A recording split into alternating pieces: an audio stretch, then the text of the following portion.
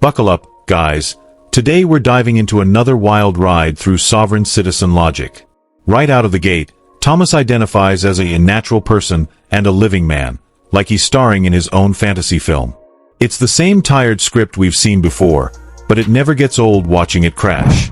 His attempt to sidestep the legal system using wordplay is instantly exposed. The court isn't buying what he's selling, and the tone is set early.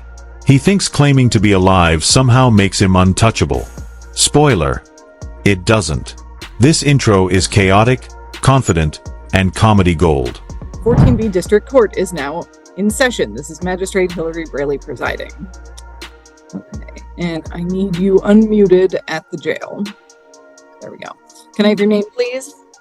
For the record, my name is Thomas Stiver II. I'm the natural person, I'm the living man. How we doing today, Miss Braley? We are upright, if nothing else. So, okay.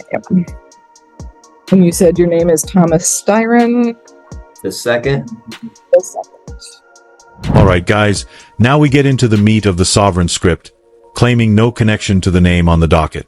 Thomas insists the court is after a fictitious entity and not him.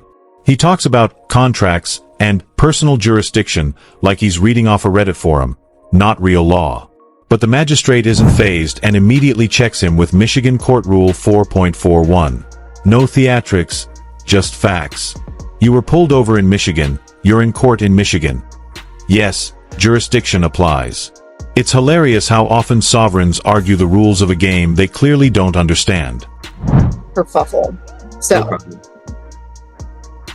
recalling case number 19S00472, that is the state of Michigan versus Thomas Ulrich Styron, the second, you said, and also calling 24W001025, that is the township of Ypsilanti, also versus Thomas Ulrich Styron. So, state your name for the record.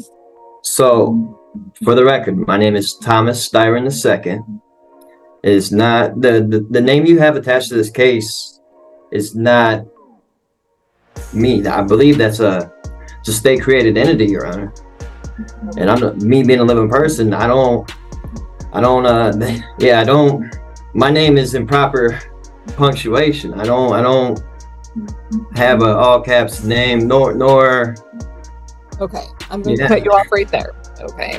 I don't have no contracts with the state of Michigan at all, period. And so I was wondering about personal jurisdiction, subject matter jurisdiction in regards. Now Thomas pretends he doesn't understand the charge because, in his words, he doesn't even own a license.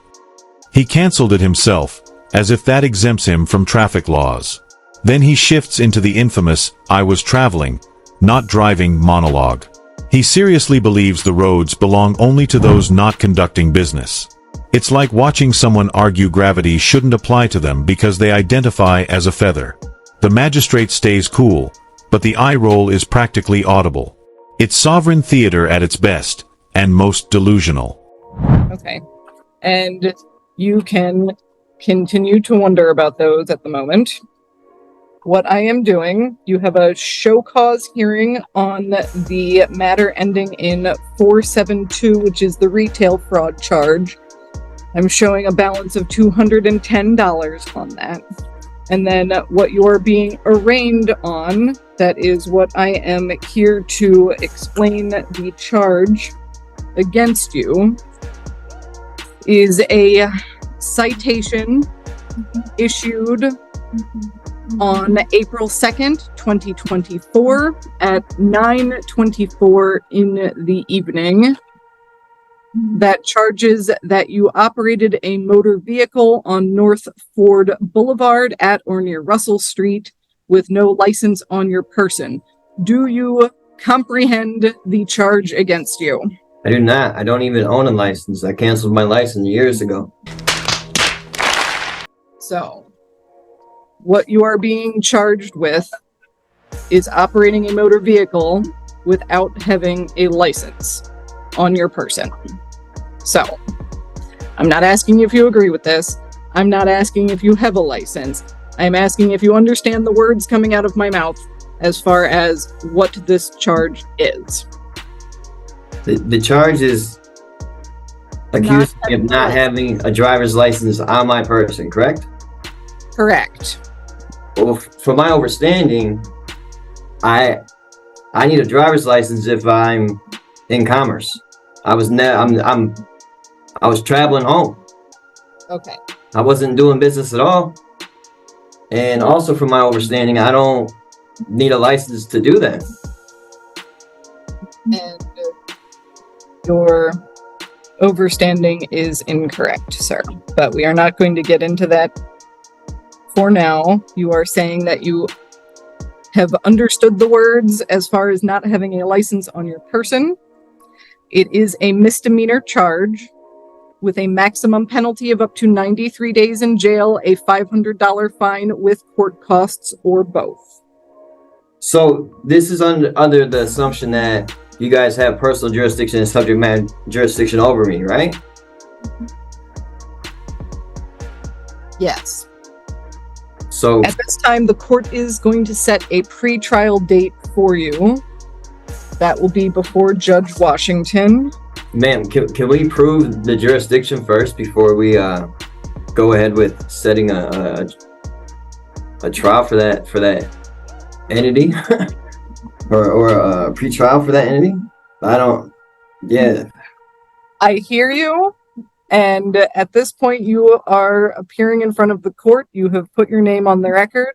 And yes, we are setting a pre-trial date for you. I did put my name on the record, and my name that I put on the record is not the same name that you have attached to that case. Just because your name is spelled in all caps and in ink instead of edible crayons doesn't mean it's not you. And you can provide documentation of such at your pre-trial date, which is going to be June 26th. So the documentation that I have published, recorded the documentation I have published and recorded on the record, on the state of Michigan record, that says what I just told you, that I'm not who you have, that I'm not the name you have attached to that case, that's I need to bring that with me, is what you're saying? It being already recorded and on the state of Michigan records. Is that good enough? Whatever documentation you have, bring it with you to your pre-trial date. That is what I am telling you, yes. So.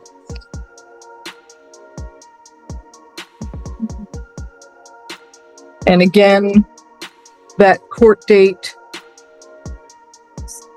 June 26th? Okay.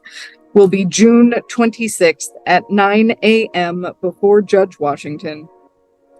The court will enter that you are standing mute to all charges at this time.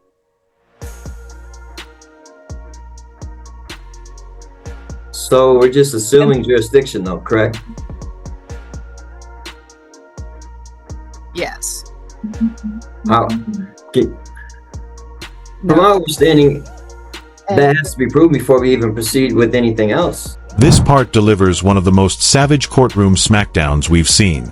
The magistrate lays out the charge, 93 days max, $500 fine, and Thomas jumps right back to legal gibberish. He keeps insisting the name on the case isn't his and tries to argue punctuation again. But the court doesn't flinch. Then comes the best line. Just because it's in all caps and written in ink instead of edible crayons doesn't mean it's not you. That one sentence destroyed his entire argument in less than 10 words. It's the kind of blunt clarity you live for in sovereign showdowns. You are not correct. The court will also set a personal recognizance bond in this matter. Basically, you are promising to show up for that June 24th court date at 9 a.m. over Zoom before Judge Washington, where you will have your pretrial. Okay, so at this point, your hearings are concluded. You are free to stand up and tell the jail that you are finished. So I need to be there under threat, duress, coercion of going to jail? No, you